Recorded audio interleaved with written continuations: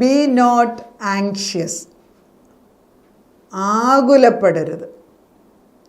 Anxiety is a disease. Anxiety എന്ന് പറയുന്നത് anxious neurosis എന്നൊക്കെ പറയും. അതൊരു അസുഖം തന്നെയാണ്. അത് നമ്മൾ മനസ്സിലാക്കിയാൽ ലൂക്കോസിൻ്റെ സുവിശേഷം 12-ാം അധ്യായത്തിൻ്റെ ഏകദേശം 22 തൊട്ട് 34 വരെയുള്ള വാക്യങ്ങളാണ് അതിനകത്ത് പറയുന്നത്.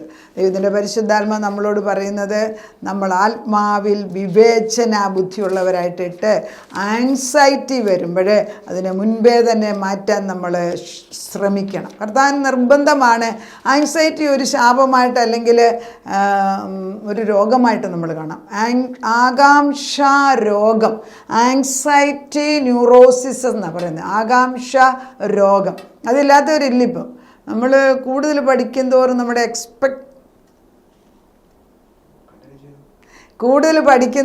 എക്സ്പെക്റ്റേഷൻസ് കൂടുകയാണ്. അതോടനുസരിച്ച് ഇപ്പോൾ കുഞ്ഞുങ്ങളെ തന്നെ പഠിക്കാൻ വിട്ടാൽ പിള്ളേർ 1-ാം ക്ലാസ്സിൽ പോലും നമുക്ക് വലിയ ടെസ്റ്റും ഒക്കെ കഴിഞ്ഞിട്ടാണ് നമ്മളെ അട്ടിച്ച് പഠിപ്പിച്ച് പിള്ളേരെ കയറ്റി പിടിക്കുന്നത്. അത് ഇവിടെയാണ് കൂടുതൽ. പുറത്തത്രയും കണ്ടിട്ടില്ല ഞാൻ. നമ്മുടെ മക്കൾ അമേരിക്കൻ സ്കൂളിലാണ് പഠിച്ചതുകൊണ്ട് അത്രയും പ്രയാസം അവർക്കുണ്ടായിട്ടില്ല. പക്ഷേ ഇവിടെ competition is very high. They are really competing against the parents. അവരുടെ എക്സ്പെക്റ്റേഷൻ അനുസരിച്ച് വരാത്തപ്പം കുഞ്ഞുങ്ങളെ അടിക്കും, കുഞ്ഞുങ്ങളെ ഹേമിക്കും, കുഞ്ഞുങ്ങളോടുള്ള പ്രവൃത്തി, അതോടുകൂടി അവരുടെ മാനസികമായ ബലഹീനതകളാണ് കൂടുന്നത്. നമ്മൾ മനസ്സിലാക്കണം. നമ്മുടെ വീട്ടിൽ കുഞ്ഞുങ്ങളെ തന്ന ദൈവം അവരെ നല്ല വഴിക്ക് നടത്തുമെന്ന് ഉറപ്പിച്ചത്. പിന്നെ നോ മാറ്റർ വാട്ട് നമ്മളവരെ സ്നേഹിക്കുന്നു എന്ന് പറഞ്ഞു കൊടുത്തുകൊണ്ടേ ഇരിക്കണം. ഇടയ്ക്കിടയ്ക്ക് ആവശ്യമുണ്ട്. ഇതിനകത്ത് ആങ്ഷ്യസ് ആയിട്ട് നമ്മുടെ ഹൃദയം എവിടെയാണ് അവിടെയാണ് നമ്മുടെ ചിന്തയെന്ന് ഇതിനകത്ത് പറയുന്നുണ്ട്. ഈ ലാസ്റ്റിൽ 34 നിങ്ങളുടെ നിക്ഷേപം ഉള്ളിടത്ത് നിങ്ങളുടെ ഹൃദയം ഇരിക്കും. നമ്മുടെ നിക്ഷേപം മക്കളിലാണോ, പഠിത്തത്തിലാണോ, അവരുടെ ഉയർച്ച മാത്രമാണോ, അതോ നമ്മുടെ മക്കൾ എങ്ങനെയാണെങ്കിലും നല്ലൊരു സിറ്റിസൺ ആകണം, എനിക്ക് പ്രയോജനമുള്ള മകനാകണം, ദൈവത്തിന് യോഗ്യനാകണം, ദൈവത്തിനും സമൂഹത്തിനും growing in the wisdom of the living God, ദൈവത്തിൻ്റെ ജ്ഞാനത്തിലും പരിജ്ഞാനത്തിലും വളരണം, അവൻ പ്രയോജനമുള്ളവനായി തീരണം. അതായിരിക്കണം നമ്മുടെ ആദ്യത്തെ ചിന്ത. അതിനുവേണ്ടി നമ്മൾ കമ്പീറ്റ് ചെയ്യണം. അതിനുവേണ്ടിയായിരിക്കണം നമ്മുടെ തീഷ്ണത. അപ്പം നമ്മൾ സ്വഭാവം രൂപാന്തരപ്പെടുത്തുന്നതിലാണ് യേശുക്രിസ്തു പരിശ്രമിക്കുന്നത്. അതുകൊണ്ടാണ് കാര്യസാധനത്തിന് വേണ്ടി നമ്മൾ അവിടെ ഇവിടെയും പ്രാർത്ഥിക്കാൻ ചെല്ലും. അത് നേർച്ച ചെയ്തുകൊണ്ട് ഇന്ന് വരും. പക്ഷെ അതുകൊണ്ട് സ്വഭാവം ശുദ്ധിയാകുന്നില്ല. അത് നല്ല സ്വന്തം അപ്പൻ്റെ അടുക്കൽ ചെല്ലുമ്പോൾ നമുക്കൊരു കാര്യം വാങ്ങിക്കണം, അല്ലെങ്കിൽ ഒരു തോക്ക് വാങ്ങിക്കണം. അപ്പൻ്റെ അടുക്കൽ ചെന്ന് കഴിഞ്ഞാൽ എന്ത് ചെയ്താലും അപ്പന് ആ കാശ് കൊടുക്കത്തില്ല. എന്നാൽ ദുഷ്ടനായ ഒരു കൂട്ടുകാരനുണ്ട്, അവൻ തോക്കിനെ കാശ് വാങ്ങിച്ചുകൊണ്ട് അവൻ വെടിവെച്ച് അവൻ തന്നെ ചത്തോട്ടെ എന്ന് വിചാരിക്കാൻ കൊടുക്കും. That is exactly what's happening. നമ്മൾ കാര്യങ്ങൾക്ക് വേണ്ടി മാത്രം ചെല്ലുമ്പോൾ ദൈവം അത് ചിലപ്പം സ്വഭാവം ശുദ്ധിയാക്കുന്നിടം വരെ താമസിക്കും. അതുകൊണ്ടാണല്ലോ ജോസഫിനെ ഉയർത്തണമെന്ന് ദൈവത്തിന് ആഗ്രഹം ഉണ്ടായിരുന്നു. ദൈവം തമ്പുരാൻ എത്രയോ കാലം എടുത്തിട്ട് അവൻ്റെ സ്വഭാവത്തെ ശുദ്ധീകരിച്ച് കഴിഞ്ഞിട്ടാണ് ഫറവോൻ്റെ പ്രൈം മിനിസ്റ്റർ ആക്കിയത്. ദാവീദിനെ രാജാവാക്കാൻ 13-ാം വയസ്സിൽ അഭിഷേകം കൊടുത്തു, 30-ാം വയസ്സിലാണ് രാജാവായത്. എന്നിട്ടും ബലഹീനതയുണ്ട്. അപ്പം മനുഷ്യനെ സ്വഭാവ രൂപീകരണത്തിനകത്ത് നമ്മൾ ദൈവത്തോട് ചേർന്ന് നിന്ന് പ്രവർത്തിക്കണം. ചർച്ചുകളും സഭകളും എല്ലാം അതിനുവേണ്ടി പ്രയത്നിക്കണം. നമ്മുടെ character moulding has to be done at home. അത് ചെയ്യാൻ നമുക്ക് സാധിക്കുന്നില്ലെങ്കിൽ നമ്മൾ ദൈവത്തോട് നിലവിളിക്കുക തന്നെ ചെയ്യണം. കർത്താവിൻ്റെ പരിശുദ്ധാത്മാ പറയുന്ന ഈ ആകാംക്ഷ രോഗം നമ്മളിന്ന് മാറണം. നിൻ്റെ നിക്ഷേപം എവിടെയാണ് അവിടെ നിൻ്റെ ഹൃദയം. ആകാംക്ഷ രോഗത്തിന് നമ്മൾ അടിമകളാൽ എങ്ങനെയാണ് നമ്മൾ അതിൽ നിന്ന് രക്ഷപ്പെടുന്നതെന്ന് വെച്ചാൽ ദൈവത്തിൻ്റെ വചനം കൊണ്ട് നമ്മൾ രക്ഷപ്പെടണം. വചനം പറയുന്നത് നമുക്ക് പ്രയാസം വരുമ്പോൾ ഏതാ വായിക്കേണ്ടത്? ഇപ്പോൾ ലൂക്കോസിൻ്റെ സുവിശേഷത്തിൽ ആദ്യം പറഞ്ഞു കപടഭക്തിക്കാരാകരുത്, നിങ്ങളുടെ ദേഹത്തെ ഉപദ്രവിക്കുന്നവരെ അല്ല, ദേഹിയെയും ആത്മാവിനെയും ശിക്ഷിക്കുന്ന പിതാവിനെ ദൈവം തമ്പുരാനെ ഭയപ്പെടണമെന്ന് പറഞ്ഞു. പിന്നെ നമ്മളോട് പറഞ്ഞു ധനവാനായ വിഡ്ഢിയായ മനുഷ്യനെക്കുറിച്ച് പറഞ്ഞു. പിന്നെ പറയുന്നു ഒന്നിനെക്കുറിച്ചും ഭാരപ്പെടരുത്. എന്നാൽ അത് വായിക്കാം. അവൻ തൻ്റെ ശിഷ്യന്മാരോട് പറഞ്ഞത് ആകയാൽ എന്ത് തിന്നും, എന്ത് ജീവനായി കൊടുക്കുമെന്ന്, എന്ത് ഉടുക്കും എന്ന് ശരീരത്തിനായിക്കൊണ്ടും വിചാരപ്പെടരുത്. ആഹാരത്തേക്കാൾ ജീവനും ഉടുപ്പിനേക്കാൾ ശരീരവും വലുതല്ലോ. കാക്കയെ നോക്കുവിൻ, അത് വിതയ്ക്കുന്നില്ല, കൊയ്യുന്നില്ല, അതിന് പാണ്ഡികശാലയും കളപ്പുരയില്ല, എങ്കിലും ദൈവം അതിനെ പുലർത്തുന്നു. പറവജാതിയേക്കാൾ നിങ്ങൾ എത്ര വിശേഷമുള്ളത്. പിന്നെ വിചാരപ്പെടുന്നതിൽ തൻ്റെ നീളത്തിൽ ഒരു മുഴം കൂട്ടുവാൻ നിങ്ങൾക്ക് സാധിക്കുമോ? ആകയാൽ ഏറ്റവും ചെറിയതിന് പോലും നിങ്ങൾ പോരാത്തവർ എങ്കിൽ ശേഷമുള്ളതിനെക്കുറിച്ച് വിചാരിക്കുന്നത്. താമര എങ്ങനെ വളരുന്നു? അവ അധ്വാനിക്കുന്നില്ല, നൂൽക്കുന്നില്ല. എന്നാൽ ശലോമോൻ പോലും തൻ്റെ സകല മഹത്വത്തിലും ഇവയിൽ ഒന്നിനോളം ചമഞ്ഞിട്ടില്ല എന്ന് ഞാൻ നിങ്ങളോട് പറയുന്നു. ഇന്നുള്ളതും നാളെ അടുപ്പിലിടുന്നതുമായ വയലിലെ പുല്ലിനെ ദൈവം ഇങ്ങനെ ഉടുപ്പിക്കുന്നുവെങ്കിൽ അല്പവിശ്വാസികളെ, നിങ്ങളെ എത്രയധികം. എന്ത് തിന്നും എന്ത് കുടിക്കുമെന്ന് നിങ്ങൾ ചിന്തിക്കണ്ട. പറയുന്നതാണ്, ഈ വകയൊക്കെ ഈ ലോകജാതികൾ അന്വേഷിക്കുന്നു. നിങ്ങളുടെ പിതാവോ ഇവ നിങ്ങൾക്ക് ആവശ്യമെന്ന് അറിയുന്നു. അവൻ്റെ രാജ്യം അന്വേഷിക്കുന്ന, അതോടുകൂടി നിങ്ങൾക്ക് അത് കിട്ടും. ചെറിയ ആട്ടിൻകൂട്ടമേ, ഭയപ്പെടരുത്. നിങ്ങളുടെ പിതാവ് രാജ്യം നിങ്ങൾക്ക് നൽകുവാൻ പ്രസാദിച്ചിരിക്കുന്നു. നിങ്ങൾക്കുള്ളത് വിറ്റ് ഭിക്ഷ കൊടുപ്പിൻ. കള്ളൻ അടുക്കുകയോ പുഴുകൊടുക്കുകയോ ചെയ്യാത്ത, സ്വർഗത്തിൽ പഴകിപ്പോകാത്ത, മടിശീലകളും തീർന്നു പോകാത്ത നിക്ഷേപവും നിങ്ങൾ ഉണ്ടാക്കിക്കൊള്ളുവിൻ. നിങ്ങളുടെ നിക്ഷേപമുള്ളിടത്ത് നിങ്ങളുടെ ഹൃദയം ഇരിക്കും. എത്ര മനോഹരമാണ് നമ്മുടെ നിക്ഷേപം! എത്ര വ്യക്തമായിട്ട് കർത്താവ്, പറവജാതികളെ നോക്കുവിൻ, അവ വിതയ്ക്കുന്നില്ല, കൊയ്യുന്നില്ല, കളപ്പുരയിൽ കൂട്ടിവെക്കുന്നില്ല. താമരയെ നോക്കുവിൻ, അതിൻ്റെ മനോഹരത്വം. പലപ്പോഴും എൻ്റെ വീട്ടിൽ താമര ഞാൻ വളർത്തുന്നുണ്ട്. ആമ്പലും താമര എന്ത് ഭംഗിയാണ്!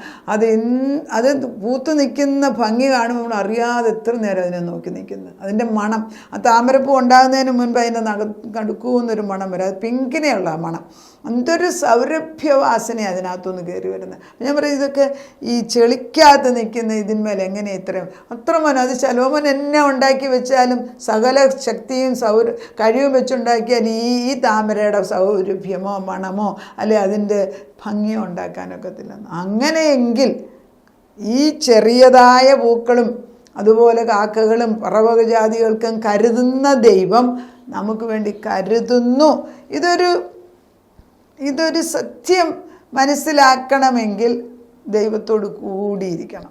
ഒരൊട്ടും ഡിഫറൻസ് ഉണ്ടാകരുത്. അതായത് ദൈവത്തോട് ഇത്ര ഇരുന്നാലും സംശയം പിശാച്, പക്ഷെ ഇതുപോലെ ഒട്ടിയിരിക്കണം. ഞാനും ദൈവവും മാറത്തില്ല. നമ്മളിങ്ങനെ കെട്ടിവെക്കണം. അതാണ് ഞാനും എൻ്റെ ദൈവം കൂടെ ഒട്ടിയിരിക്കണം. അത് നടക്കുന്നില്ല. ദിനം പ്രതി ഞാൻ പറയാം, നടക്കുന്നില്ല. അത് നടക്കണമെങ്കിൽ നമ്മൾ ശക്തമായിട്ട് ആഗ്രഹിക്കണം. ദൈവത്തിൻ്റെ പരിശുദ്ധാത്മാ പറയുകയാണ്, ഞാൻ നിങ്ങളെക്കുറിച്ച് കരുതുന്നില്ലെന്ന്. കരുതുന്നുണ്ടെങ്കിലും നമ്മുടെ ബുദ്ധിമണ്ഡലത്തിൽ അത് കയറുന്നില്ല. അതുകൊണ്ടാണ് ദിനം പ്രതി ഇത് പറയേണ്ടത്. ഈ പറയുന്ന ഞാൻ പോലും 4 ദിവസം വേദപുസ്തകം വായിക്കാതിരുന്നാൽ എൻ്റെ സകല ശക്തിയും താണുപോകും. ഞാൻ വല്ലപ്പോഴുമൊക്കെ യാത്ര ചെയ്യുമ്പോഴൊക്കെ വചനത്തിൽ നിന്ന് മാറും. കാരണം വചനം എപ്പോഴും എടുത്ത് വായിക്കാനോ.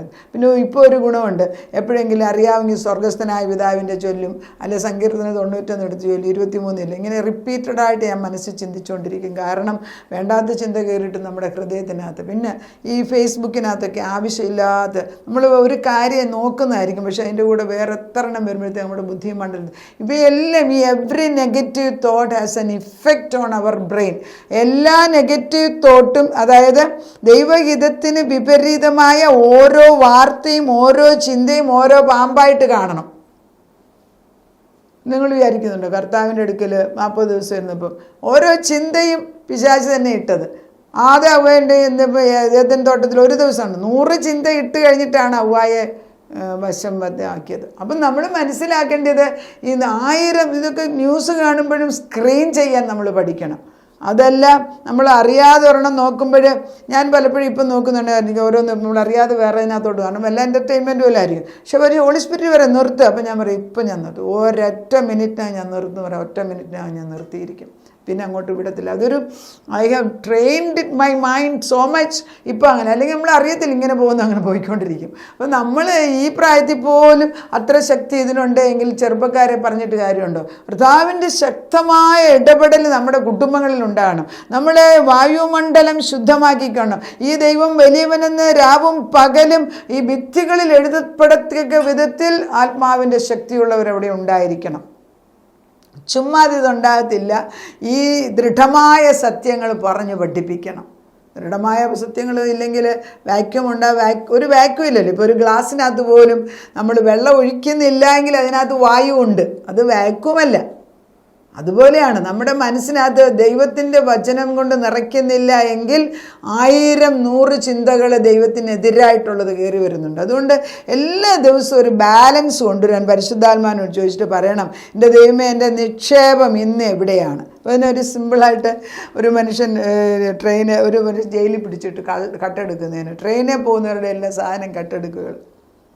അപ്പോൾ അയാൾ ഒരു ഒരു സുവിശേഷം ചെന്നിട്ട് യേശുവിലാക്കാനായിട്ട് പറഞ്ഞു കൊടുത്തപ്പം അയാൾ പറഞ്ഞു, ഞാൻ യേശുവിൻ്റെ വചനം അനുസരിച്ചാണ് ജീവിക്കുന്നതെന്ന് പറഞ്ഞു. നമ്മൾ വിളിച്ചു, നീ എങ്ങനെയാണ് ദൈവത്തിൻ്റെ വചനം അനുസരിച്ച് ജീവിക്കുന്നത്? അപ്പോൾ അയാൾ പറഞ്ഞേ, ഞാൻ ട്രെയിനിലിരിക്കുമ്പം ബാക്കിയുള്ളവരെല്ലാം ഉറങ്ങുന്നുണ്ട്, ഞാൻ ശ്രദ്ധിക്കുക, അവർ ഉറക്കത്തിൽ നിന്ന് കണ്ണ് തുറക്കുമ്പോൾ എവിടോട്ടാണ് അവർ നോക്കുന്നതെന്ന്. ബാഗിലാണെങ്കിൽ എനിക്കറിയാം അവരുടെ സാധനം ബാഗിനകത്താണ്, അതെല്ലാം അവരുടെ പോക്കറ്റിൽ അവരിരിക്കുന്നെങ്കിൽ അവരുടെ പൈസയുള്ള സാധനം അവിടെ ആണെന്ന് പറയും. അങ്ങനത്തെ അവർ അടുത്ത പ്രാവശ്യം ഉറങ്ങുമ്പോൾ ഞാൻ അത് എടുത്തുകൊണ്ട് പോവുകയും ചെയ്യും. ഒരിക്കലും അത് തെറ്റിയിട്ടില്ല. നിൻ്റെ നിക്ഷേപം എവിടെ, അവിടെ നിൻ്റെ ഹൃദയം ഇരിക്കുമെന്ന്.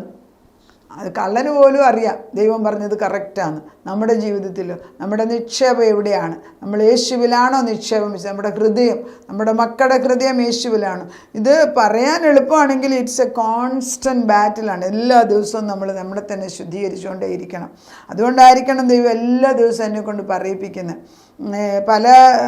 പലവരും എൻ്റെ വചനം ദിനം പ്രതി കേൾക്കുന്നവർ, I am sure there is change, എന്നിൽ മാറ്റം വന്നു. എന്നിൽ എല്ലാ ദിവസവും പറയാൻ വന്നേ പിന്നെ the tremendous change in my thinking. മറ്റേ എനിക്ക് ആരെങ്കിലും എനിക്കെതിരായിട്ടെങ്കിലും പറഞ്ഞ് എനിക്ക് സഹിക്കൂല, എന്തെങ്കിലും തിരിച്ചു പറയണം. ഇപ്പം ഞാൻ ഈ അടുത്തൊരു ഇൻസിഡൻ്റ് ഉണ്ട്. എന്നോട് ദൈവത്തിൻ്റെ ആത്മാവ് ഇടപെടുന്നത്, നിന്നോടല്ലല്ലോ പറയുന്നത്, നീ എന്തിനാണ് വിഷമിക്കുന്നത്? അത് ചേമ്പലയുടെ പുറത്തോട്ട് വെള്ളം വീഴുന്ന പോലെ ആ ഒരു ചേഞ്ച് എന്നിൽ തന്നെ ഉണ്ടാക്കിയപ്പോൾ ദൈവത്തിൻ്റെ വചനത്തിൻ്റെ ശക്തി എത്ര വലുതാണ്. അപ്പോഴാണ് കർത്താവ് പറയുന്നത്, ഐ ആം ഇൻ ചാർജ്. ഞാനാകുന്നവൻ ഇൻ ചാർജ് ആണെങ്കിൽ നമ്മൾ മുഴുവനും മരിക്കണം. ചേട്ടൻ മരിക്കട്ടെ, ആത്മാവ് ഉണരട്ടെ, ദൈവത്തിന് വേണ്ടി നിൽക്കുക, ദൈവത്തിന് വേണ്ടി ജീവിക്കാൻ പഠിക്കുക. നമ്മൾ ഒത്തിരി ആങ്ഷ്യസ് ആകുന്നതിൻ്റെ അർത്ഥം എന്തെന്നറിയാമോ? നമ്മളിൽ അകത്തുള്ള മനുഷ്യൻ, ദൈവത്തിൻ്റെ പരിശുദ്ധാത്മാവിന് തീരെ ശക്തിയില്ല. അകത്ത് മനുഷ്യനുണ്ട്, വിശ്വാസികളുടെ ഉള്ളിലെല്ലാം പരിശുദ്ധാത്മാവുണ്ട്. അതുകൊണ്ട് പുതിയ നിയമത്തിൽ നിങ്ങളുടെ ഉള്ളിൽ ആത്മാവില്ല എന്ന് നമുക്ക് പറയാൻ ഒക്കൂല. എല്ലാവരുടെയും ഉള്ളിൽ ദൈവം, വിശ്വാസികൾക്ക്. പക്ഷേ ഈ പരിശുദ്ധാത്മാവിനെ പറക്കാൻ അനുവദിക്കാത്തത് നമ്മളാണ്.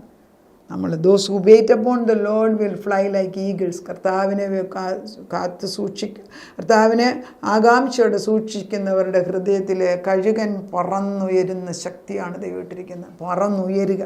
ദൈവത്തിൻ്റെ ആത്മാവ് നമ്മളെ അനുഗ്രഹിക്കട്ടെ. നമുക്ക് പ്രാർത്ഥിക്കാം. നാഥ, ഞങ്ങളെ തന്നെ സമർപ്പിക്കുകയാണ്. പലപ്പോഴും ഞങ്ങൾ ആകുലചിന്തരാകാറുണ്ട് കർത്താവേ. എന്നാൽ വയലിൽ പൂത്തു നിൽക്കുന്ന ഒരു ആമ്പലിനെ നോക്കിയാൽ, ഒരു താമരയെ നോക്കിയാൽ, ആകാശമണ്ഡലത്തിൽ പറക്കുന്ന പറവജാതികളെ നോക്കിയാൽ, വെള്ളത്തിനകത്ത് കളിക്കുന്ന മീനുകളെ നോക്കിയാൽ, ഇവരൊന്നും, ഇവൻ ലിവ്യാദാൻ പോലും അവരവരുടെ ഭക്ഷണത്തിന് വേണ്ടി കരയും. ഏക്കത്തിനും തക്ക സമയത്ത് കൊടുക്കുന്ന ദൈവം നിൻ്റെ ബുദ്ധിയിലും ജ്ഞാനത്തിലും കാര്യങ്ങൾ ചെയ്തെടുക്കാൻ ഞങ്ങളെ പഠിപ്പിക്കണം. പലപ്പോഴും ഞങ്ങൾ തന്നെത്താനെ ചെയ്തിട്ട് ഒരു നിവൃത്തിയില്ലാതെ ആകപ്പാടെ കുളമാക്കി കഴിഞ്ഞിട്ട് പിന്നെ ദൈവത്തെ വിളിക്കാൻ വരും. പിന്നെ ദൈവം കേൾക്കുന്നില്ല എന്നുള്ള കംപ്ലൈൻറ്റ്. ഇതെല്ലാം മാറ്റിവെച്ച് ബാലനെ അവൻ പോകേണ്ട വഴിയിൽ അഭ്യസിപ്പിക്കുക.